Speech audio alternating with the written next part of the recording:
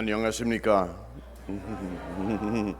8월 셋째 주일 아침에 서울제일교회에서 말씀을 나눌 수 있는 기회를 주셔서 감사합니다.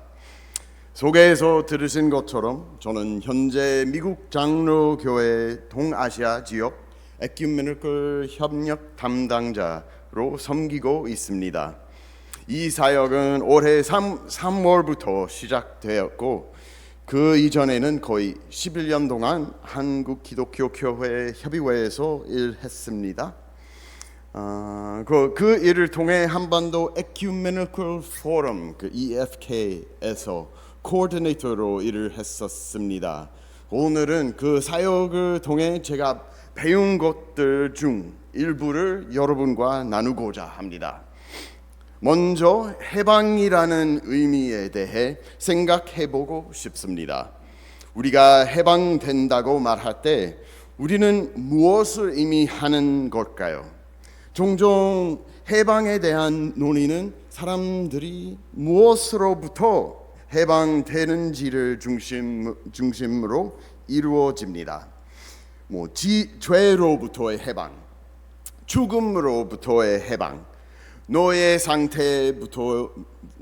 상태로부터의 해방, 식민주의로부터의 해방 등에 대해 이야기합니다. 80년 전 1945년 8월 15일 한반도는 일본 식민지로부터 해방되었습니다.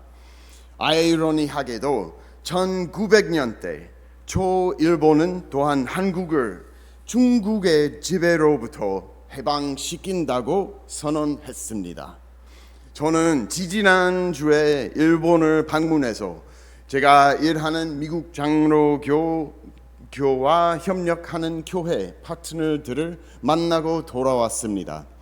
그곳에서 일본 교회의 주일학교 운동과 평화에 관한 전시를 보았는데 그 시기에 일본 제국주의와 동맹을 맺은 실수를 고백하고 있었습니다. 그들은 주일학교 수업에서 일본 극동의 통일을 추구하며 지배를 통해 평화를 가져오고 있다고 가르쳤습니다. 미국 장로교 선교사인 호레스 언더우드, 한국이 야만성과 비주에서 선교사 중에도 이를 믿는 사람들이 있었습니다. 1905년 유명한 미국 장로교 선교사인 호레스 언더우드는 한국이 야만성과 미신으로부터 해방되어 문명화된 삶으로 나아가고 있다고 설교했습니다. 언더우드가 설교를 했던 그 시점이 저를 놀라게 했습니다.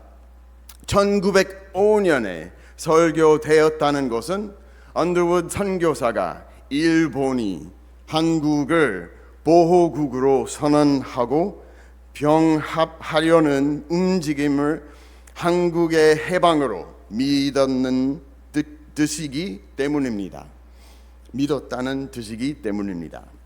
미국에서는 미국 장로교를 포함한 교회들이 노예제를 지지하던 시절 백인 목사들은 신학을 이용해 노예제가 흑인들을 구원하고 있다고 주장했습니다.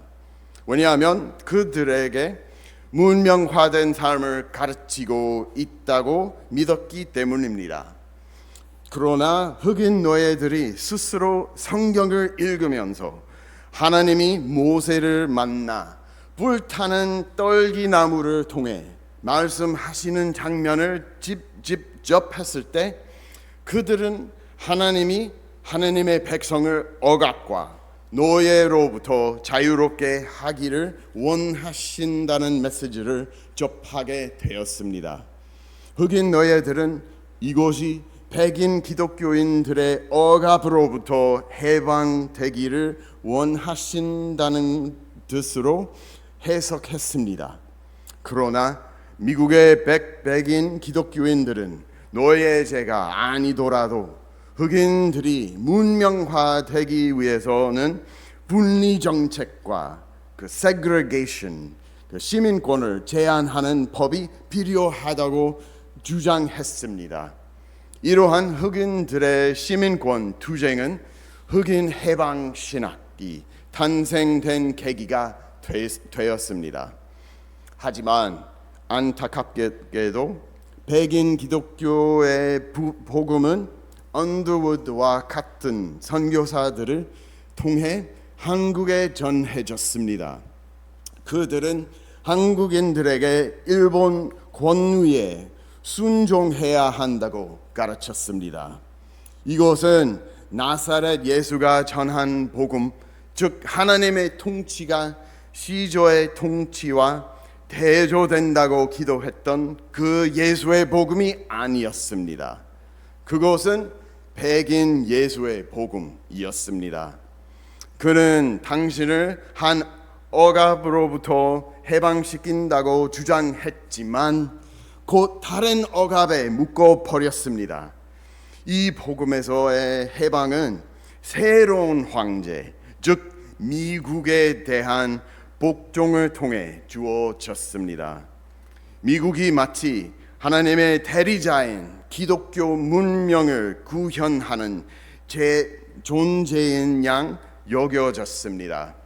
이 백인 예수의 복음은 445년부터 48년까지 그리고 한국 전쟁까지 이어지는 기간 동안 한국에서 미군정 책임자였던 존 하지 장군을 인도했습니다.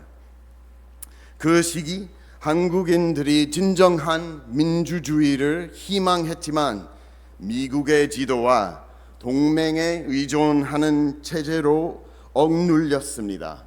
새로운 남한 정부에서는 한국의 협력자들과 기독교 민족주의자들만이 권력을 얻었고 분단에 종속되었습니다. 역사학자 브루스 커밍스는 한국 전쟁으로 이어지는 미국의 대한국 정책을 해방의 부정이라고 요약했습니다. 이 백인 예수의 복음은 오늘날에도 계속됩니다.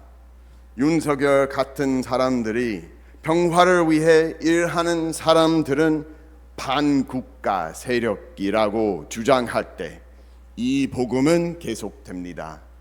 윤 대통령이 전쟁 종식을 위한 협상을 거부할 때도 이는 평화나 국민의 복지를 위한 것이 아니라 한미 동맹에 대한 의존을 유지하기 위한 것입니다. 미국 장로교 선교사의 아들인 인요한이 박근혜 대통령 후보의 선거 운동을 지지하고 국민의힘 당원이 되었으며 윤 대통령의 계엄령 선포를 지지했을 때 그것은 백인 예수의 복음이 계속 이어지는 것이었습니다. 이제 질문을 바꿔 본다면 어떨까요? 우리는 무엇으로부터 해방되었는가가 아니라 우리는 무엇을 위해 해방되었는가라는 질문으로 말합니다. 해방자들은 단지 우리가 무엇으로부터 해방되었는지만 말해서 충분하지 않습니다. 우리는 반드시 무엇을 위해 해방되었는지에 대한 비전을 요구해야 합니다. 이 해방은 어떤 방향으로 나아가야 할까요? 성경은 하나님께서 구원을 이루셨을 때 평화와 조화의 미래가 어떤 모습일 수 있는지에 대해 다양한 비전을 제시합니다. 이사야와 미가 선지자는 그들이 칼을 쳐서 보습을 만들고 창을 쳐서 낫을 만들 것이다 라고 말했습니다. 시편 145편은 하나님께서 넘어지는 자들을 붙드시고 엎드려 있는 자들을 일으키시며 때를 따라 그들에게 양식을 주시고 모든 생물의 소원을 만족시킨다고 묘사합니다. 예수님도 이사야를 인용하시며 구원의 사역이 무엇을 포함하는지 미리 보여주셨습니다. 주의 성령이 내게 임하셨으니 이는 가난한 자에게 복음을 전하게 하시려고 내게 기름을 부으셨기 때문이라. 나를 보내사 포로 된 자에게 자유를, 눈 먼 자에게 다시 보게 함을 전하며 눌린 자를 자유롭게 하고 주의 은혜의 해를 전하고 하려 하심이라. 제가 오늘 함께 생각해보고 싶은 비전은 요한에게 주어진 계시, 요한계시록 22장에서 나옵니다. 또 그가 수정같이 맑은 생명수의 강을 내게 보이니 하나님과 어린 양의 보좌로부터 나와서 길 가운데로 흐르더라. 강좌우에 생명나무가 있어. 요한이 받은 계시를 해석하는 방식에는 여러 가지가 있다고 이야기를 들어보셨을 것입니다. 어떤 사람들은 이 책이 언젠가 실제로 우리 세계에 일어날 일을 과학적으로 예언하고 있다고 말하며, 많은 사람들이 그 종말의 날이 정확히 언제 올지를 계산하려 합니다. 어떤 사람은 이 책 전체가 당시 로마 제국의 지배와 관련된 상황을 은유적으로 표현한 것이며, 요한이 또 나은 세상에 대한 희망을 담은 것이라고 주장합니다. 진실은 그 중간 어딘가에 있을지도 모릅니다.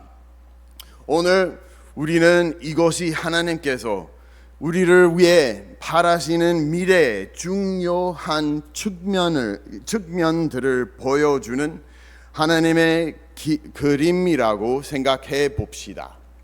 저는 우리가 새 예루살렘이라 부를 도시에서 실제 생명수가 흐르고 그 강 옆에 있는 나무가 생명을 주는 열매를 맺다는 뜻은 아니라고 생각합니다. 이 계시는 우리에게 생명이 새로운 현실의 중심이 될 것이며, 그 생명이 하나님으로부터 직접 흘러나올 것임을 말해 줍니다. 이전 장에서 요한은 이 새로운 도시에 성전이 없을 것이라고 말합니다. 한번 상상을 해 보십시오. 더 이상 우리가 우리의 땅이라고 주장할 교회 건물이 없는 것입니다. 왜냐하면 하나님, 곧 우리의 존재의 근원이신 분께서 우리 모두가 거하는 성전이 되시기 때문입니다. 그렇다면 더 크고 더 화려하고 더 웅장한 건물을 통해 경쟁자들을 이기기를 기도하는 그리스도인들은 얼마나 불안해질까요? 분명히 알아야 할 것은 이것입니다. 하나님은 우리가 하나님을 거두기 위해 쌓아 올린 모든 벽보다 크신 분이라는 사실입니다. 여러분께 한 가지 이야기를 나누고 제가 하는 일에 대해 조금 말씀드리고 싶습니다. 이젠 지난 11년 동안 한국 기독교 교회 협의회와 함께 일해왔고, 그들을 통해 한반도 평화와 통일 협력을 위한 Ecumenical Forum EFK의 코디네이터가 되었습니다. EFK는 남한의 기독교 교회 협의회와 북한 정부가 인정한 조선 그리스도교 연맹 조그련 간의 소통과 만남을 유지해 왔으며 이 포럼, 이 에큐메니컬 한반도 포럼 세계교회협의회가 주관합니다. 저는 18년 제네바에서 열린 포럼에 처음 참여했고 이후 태국과 중국에서 조그련과 만남을 가졌습니다. 그런데 코로나 팬데믹과 북미 하노이 정상회담 실패 이후로 그 만남은 중단되었습니다. 근데 그 만남들이 중단되기 전 저는 서광선 박사님을 만나 그의 변화의 이야기를 들었습니다. 서 박사님은 일제강점기 동안 한국 북부에서 성장했습니다. 그의 아버지는 미국을 사랑하고 공산주의를 혐오하는 목사였습니다. 아마 그 백인 예수의 복음이 믿었는 목사인 것 같았습니다. 특히 그의 아버지는 공산주의자들과 협력하기로 한 북한의 조그련 의장을 가장 큰 적으로 여겼습니다. 45년부터 50년까지 그의 아버지는 북한 경찰의 감시와 신문을 자주 받았습니다. 50년 한국 전쟁이 발발하자 그의 아버지는 체포되어 처형당했습니다. 서 박사님은 남쪽으로 도망쳐 복수를 다짐했습니다. 그는 한국군에 입대하여 가능한 많은 북한군을 죽이며 복수를 실행했습니다. 그러나 휴전이 체결된 후 그는 미국으로 가서 신학을 공부하며 마틴 루터 킹 주니어의 설교를 들었습니다. 킹 목사님은 예수님께서 원수를 사랑하라고 말씀하셨다고 상기시켰습니다. 서 박사님은 자신이 기독교인으로서 그렇게 많은 증오를 품고 살아갈 수 있을지 고민하기 시작했습니다. 그는 70년대에 한국으로 돌아왔고 군사 독재에 강한 반감을 느꼈습니다. 남한의 민주화를 위한 투쟁에 참여하면서 NCCK와 연결되었고 91년 캐나다에서 열린 조그련과의 회에 참석할 기회를 얻었습니다. 그곳에서 박사님은 남한 대표단을 대신해 성명을 발표할 예정이었는데 북한 대표단의 수장 역시 성명을 발표할 예정이었습니다. 그런데 그 북한 대표는 박사님의 아버지가 가장 증오했던 적의 아들이었습니다. 성명 발표 전날 밤 그 적의 아들은 서 박사님에게 다음 날 통역을 해달라고 부탁했습니다. 서 박사님은 그날 밤 잠을 이루지 못하고 적을 도와 아버지를 배신하는 것이 옳은 일인지 고뇌하며 기도했습니다. 그러나 서 박사님은 하나님께서 자신을 새로운 비전으로 부르신다고 느꼈습니다. 그는 증오를 내려놓고 적과 함께 일하고 서로 이해하고 서로 돕고 용서하고 사랑하기로 결심했습니다. 서 박사님이 돌아가시기 전에 저는 한 웨비나에서 그분을 인터뷰를 기회를 가졌습니다. 인터뷰 도중에 박사님은 저를 바라보며 이렇게 말씀하셨습니다. 그게 바로 나의 해방이었어요. 그 이후로 그분은 완전히 달라지셨습니다. 서 박사님은 실제로 깊은 트라우마를 겪었고 그의 가족은 전쟁의 분단으로 인한 상처를 안고 살아왔습니다. 그러나 요한계시록에 새 예루살렘 중심에 있는 생명나무는 민족들을 치유하는 잎을 가지고 있습니다. 트라우마의 상처는 우리가 해방을 찾고 하나님의 통치가 이 땅에 실현될 치유될 것입니다. 제주도에서 한국 전쟁 이전 4.3 민간 학살 사건으로 상처 입은 사람들, 한국 전쟁 중에 상처 입은 사람들, 서 박사님의 가족과 같은 사람들, 북한 사람들, 중국인들, 그리고 미국인들, 저의 상처, 여러분들의 상처도 모두가 하나님의 해방 안에서 함께 치유를 경험하게 될 것입니다. 해방은 모두를 위한 치유를 의미합니다. 그것은 끝없이 흐르는 생명을 의미합니다. 나무의 열매는 제철에 맺히고 누구나 배불리 먹을 수 있으며 그곳에서 굶주리는 사람이 없습니다. 이것이 우리가 추구해야 할 해방입니다.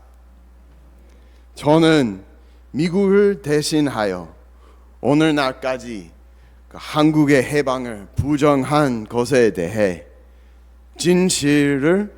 진실로 사과드립니다.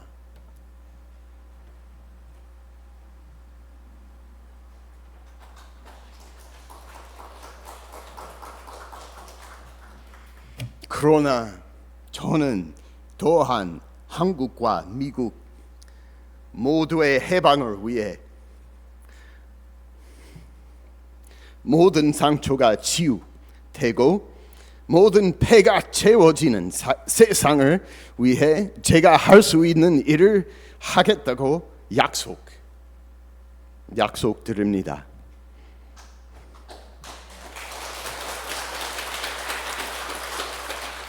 그러면 우리 함께 하나님의 통치를 이 땅에 맞이합시다. 감사합니다.